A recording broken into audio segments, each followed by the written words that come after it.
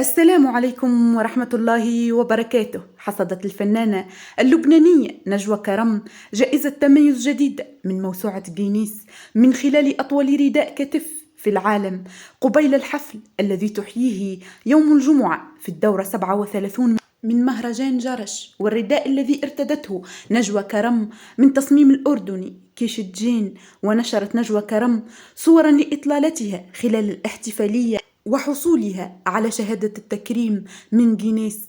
ويبلغ طول الرداء 55.7 متر. تم استخدام 118 مترا من القماش و3 أمتار من الجلد الذهبي الانعكاسي لصنع الرداء.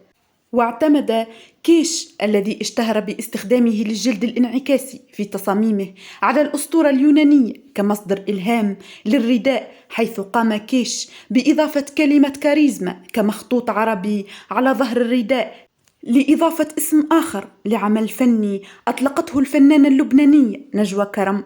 ووقعت هذه الفعالية في الأردن للترحيب بالفنانة في المملكة قبيل حفلها في المهرجان يوم الجمعة. ويشار إلى أن كيش الجين سيكون أول مصمم أردني يشارك في أسبوع الموضة في نيويورك، حيث سيقدم مجموعته لربيع وصيف 2024 هناك.